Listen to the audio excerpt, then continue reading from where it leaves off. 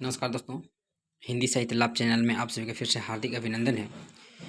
जैसे कि हम सभी को पता है, इस चैनल के माध्यम से हम UGC net, JRF, TGT, PGT, साथ ही हम लोग विभिन्न विषयों का अध्ययन करते हैं, जैसे Hindi, English, math, grammar, translation आदि का भी तैयारी इस चैनल के माध्यम से करते हैं।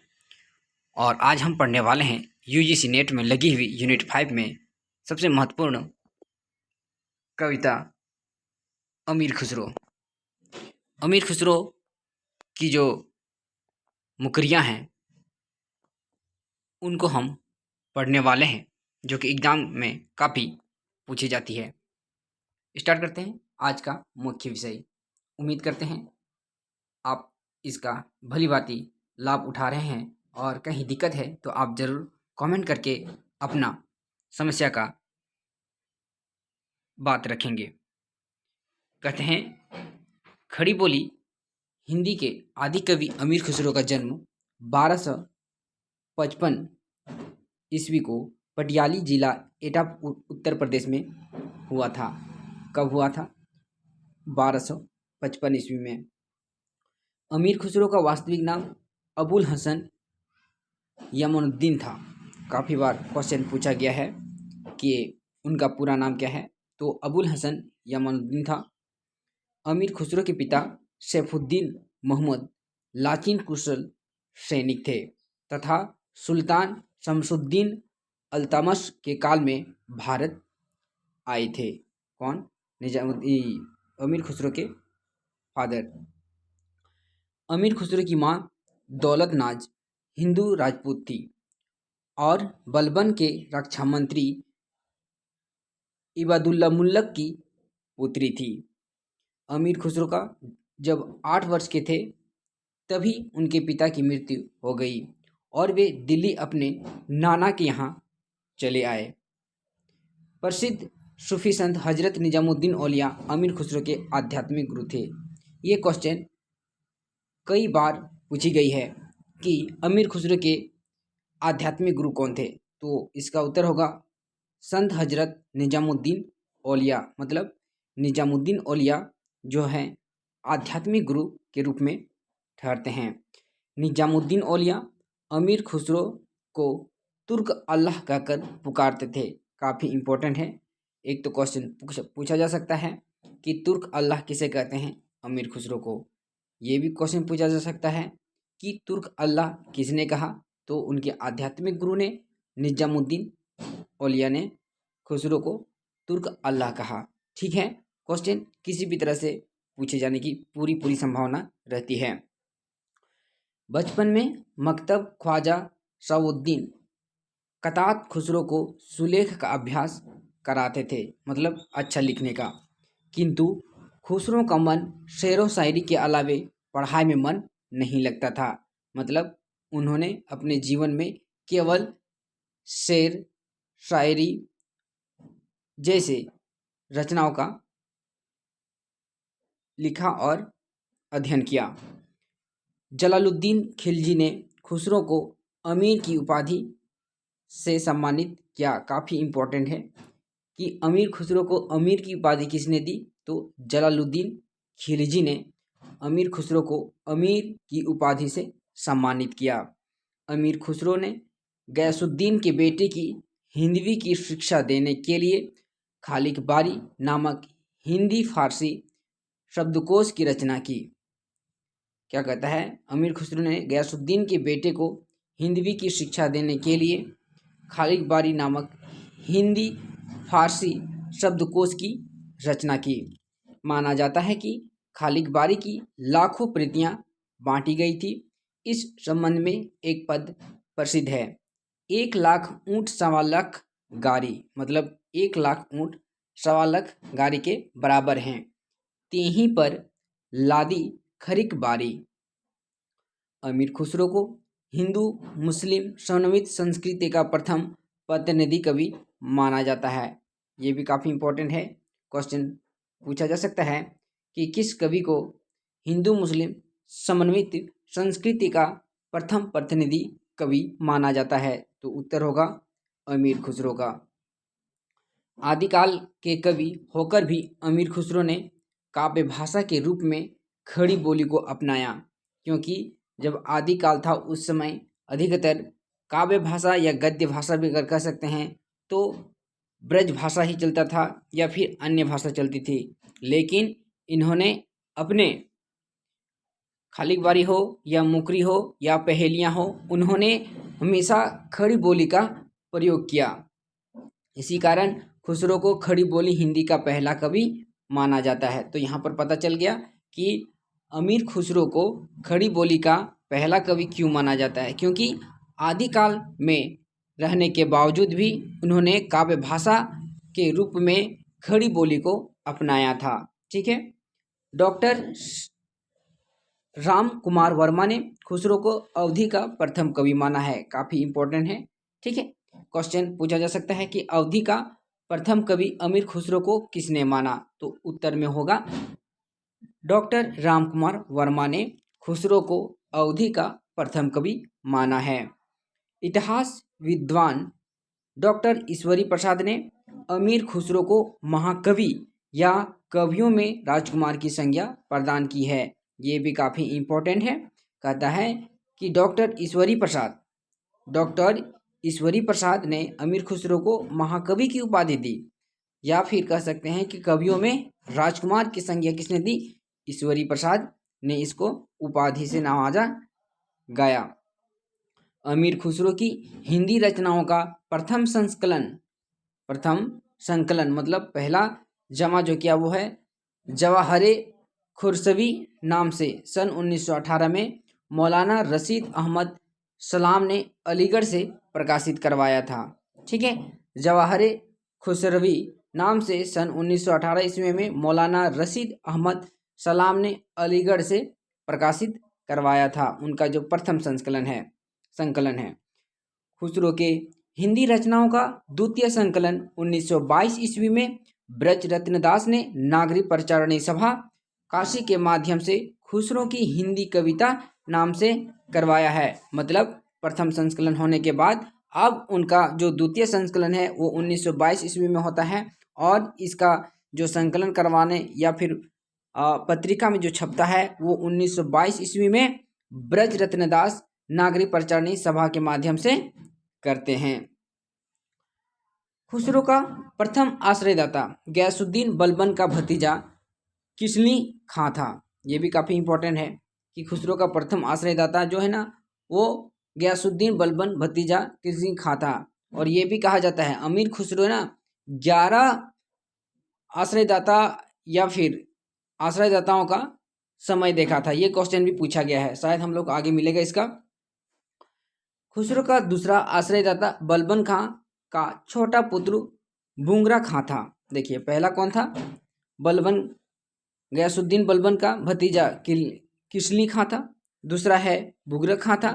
उसके बाद खुसरो बलबन के बड़े पुत्र सुल्तान मोहम्मद के साथ मुल्तान चले गए। अमीर खुसरो का तीसरा आश्रयदाता अमीर खुसरो अली सरजादार था, जिसके साथ खुसरो अवध चले गए थे। कहाँ चले गए थे? अवध चले गए थे।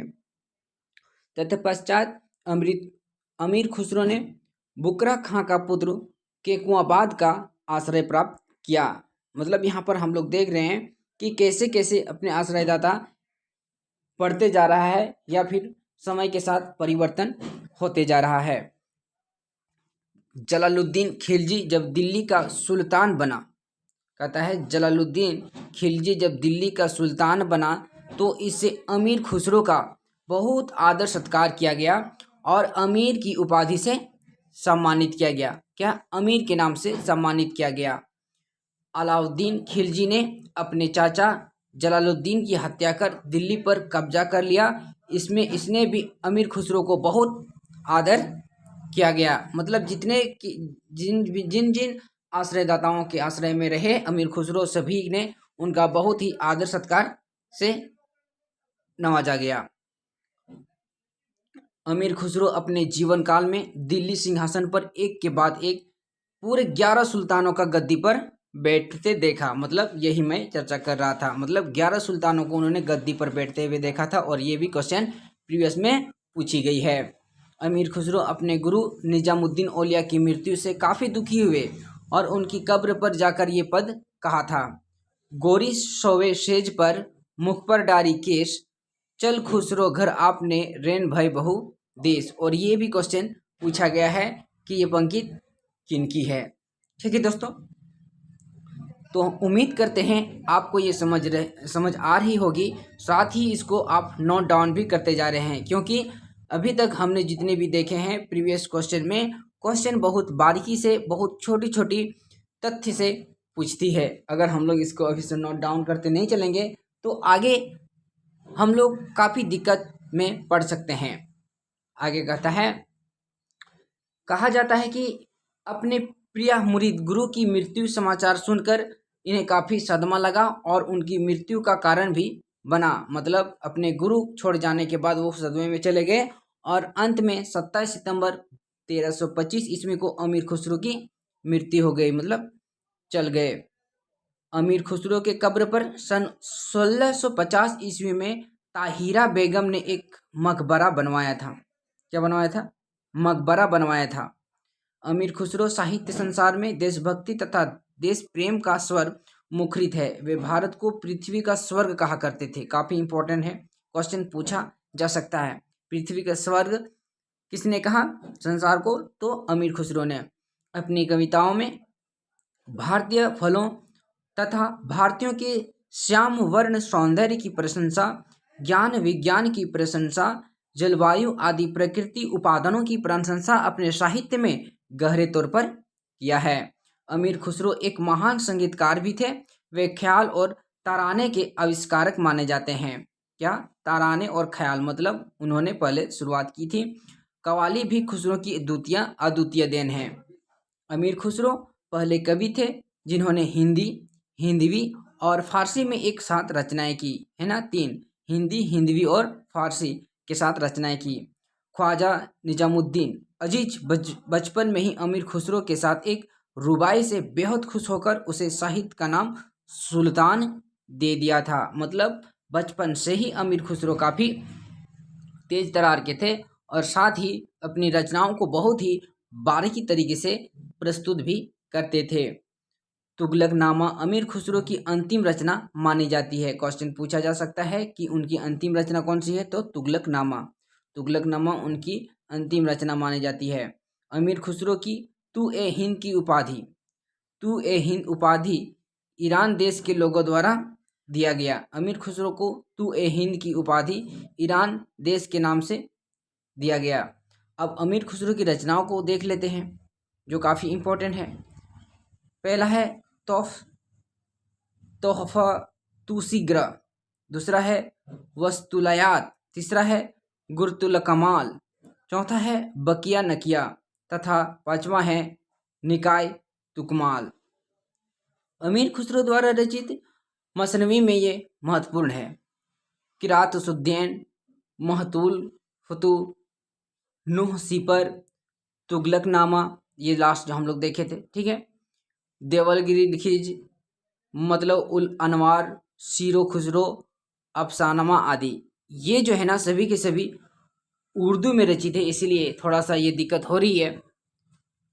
आगे है इनका, कहते हैं कि खुसरो के 4 महत्वपूर्ण रचनाएं भी मौजूद हैं जो देखने को मिलती है। पहला आता है एजाजी खुसरवी, क्या कहते हैं? एजाजी खुसरवी, ठीक है, खजनुद्दीन फतू, तीसरा कहता है फजजुल कायावाद। अमीर खुसरो की जो 4 गद्य रचनाएं हैं जो हमने देखा वो है एजाजी खुसरवी, दूसरा है खजनुल फतू, तीसरा है अफजुनुल फयावद और चौथा है किस्सी चहार दरवेश। अमीर खुसरो की हिंदी रचनाओं का कोई हस्तलिखित ग्रंथ प्राप्त नहीं होता है। इनकी हिंदी रचनाएं मौखिक परंपरा से प्राप्त होती है और ऐसी रचनाएं जनसामान्य की रुचि को ध्यान में रखकर मनोरंजन के लिए रची गई थी। अमीर खुसरो की हिंदी का रचनाओं में फारसी हिंदी मिश्रित छंद, हिंदी गज़ल, पहेलियाँ, कहमुकरियाँ, निवस्ते, दो सुखने, ढकसोले, या अनमेलियाँ, गीत, कव्वाली, फुटकल, छंद तथा खालिकबारी प्राप्त होते हैं। अमीर खुसरो के द्वारा रचित ग्रंथों की कुल संख्या करीब 100 बताई जाती है। खालिकबारी एक शब्दकोश है जिसमें तुर्की, अरबी और फारसी तथा हिंदी भाषा के पर्यायवाची शब्दों को शामिल किया गया है। ये क्वेश्चन पूछा जा सकता है कि खालिकबारी क्या है? एक शब्दकोश है। खालिकबारी में हिंदी के 475 शब्दों का प्रयोग हुआ है। कितने? 475 वर्ड्स का प्रयोग किया गया है। नुहसीपर रचना में भारतीय बोलियों के संबंध में विस्तार से वर्णन किया गया है। ये भी क्वेश्चन बिल्कुल पूछे जाने की पूरी संभावना बन रही है कि नुहसीपर रचना में हिंदी खड़ी बोलियों या भारतीय बोलियों के संबंध में विस्तार से वर्णन किया गया है। अमीर खुसरो अपनी पहेलियाँ और मुकुरियाँ के कारण सर्वाधिक प्रसिद्ध हुए। खुसरो की पहेलियाँ में दैनिक जीवन की वस्तुओं यथा शकरकंद, दिया बाती, कुम्हार का चाक, पान, दाल, जामुन, कैंची, रुपया, बांसुरी, पालकी, आईना, तलवार, भुट्टा, पिंजड़ा, जाला, झूला, चुनरी, अंगियाँ, छतरी, डिबरी आदि का चित्रण देखने को मिलती है। मतलब एक प्रकार से जितनी भी देसी वस्तुएं हैं उस पर ही उन्होंने मुकरियाँ हो, पहेलियाँ हो का वर्णन किया गया है। मतलब अधिकतर रूप से कह सकते हैं। वस्तुतः खुसरो द्वारा मनोरंजन या जनरुचि के लिए रची गई रचनाओं में लोक जीवन एवं लोक संस्कृति की स्पष्ट छाप देखने को मिलती है। चा मन तुतिया हिंदुम अगर रास्ता पुरसी, जे मन हिंदुएं पुनसम ता नाच गोयम। खुसरो का ये कथन बहुत प्रसिद्ध है। मैं हिंदुस्तान की तूती हूँ, अगर तुम भारत के बारे में वास्तव में कुछ पूछना चाहते हो तो मुझसे पूछो। ये क्वेश्चन बहुत बार पूछी गई है और काफ़ी इम्पोर्टेंट है।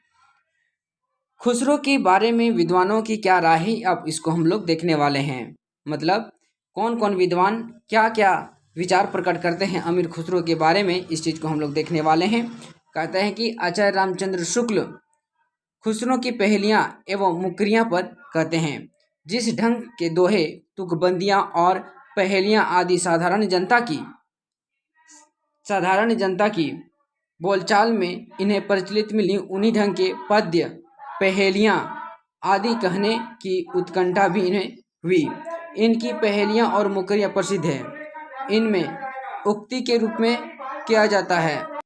इनकी पहेलियाँ और मुकरियाँ काफ़ी प्रसिद्ध है। इनमें उक्ति व चित्रता की प्रधानता थी। देखिए यहाँ से जो क्वेश्चन बनती है वो एजेशन और रीजन के रूप में कई बार पूछी गई है। क्या ये इनके बारे में कथन सत्य है या असत्य है? तो इसलिए हम लोग इसको बखूबी ध्यान रखेंगे। और ये आचार्य रामचंद्र शुक्ल कर रहे हैं। उनकी वैचित्र्य की प्रधानता थी, यद्यपि कुछ रसीले गीत और दोहे भी इन्हें कहे हैं। एक जगह और शुक्ल जी कहते हैं कि खुसरो के समय बोलचाल की स्वाभाविक भाषा घिसकर बहुत कुछ उसी रूप में आ गई थी जिस रूप में खुसरो में मिलती है। ये भी क्वेश्चन पूछी गई है। खुसरो का लक्ष्य जनता का मनोरंजन था, ये भी एजेशन रीजन में पूछा गया है। मीर तकी मीर अपने तिकनुसौरा में लिखा है कि उनके समय तक खुसरो के हिंदी गीत आदि लोकप्रिय थे। ठीक है, कहते हैं कि उनके समय तक खुसरो के हिंदी गीत आदि लोकप्रिय थे। तो ये था दोस्तों हम सभी का आज छोटी सी वीडियो, लेकिन काफ़ी किफ़ायती वीडियो है। अगले वीडियो में हम लोग अध्ययन करने वाले हैं खुसरो की पहेलियाँ और मुकरियाँ। और ये वीडियो आपको कैसी लगी ज़रूर लाइक, कमेंट एंड सब्सक्राइब करके बताएं, ताकि हम और भी बेहतर सुधार के साथ और भी अच्छे से अच्छे वीडियो को लाकर एग्ज़ाम में बेहतर तरीके से हम तैयारी करें। मिलेंगे जल्द ही एक नई वीडियो के साथ, तब तक के लिए धन्यवाद।